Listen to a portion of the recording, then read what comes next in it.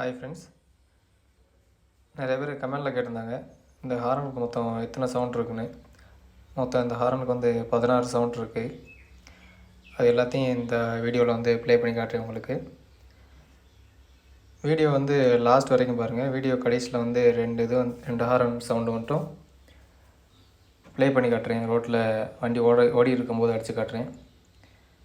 Video வந்து ஃபுல்லாக பாருங்கள்.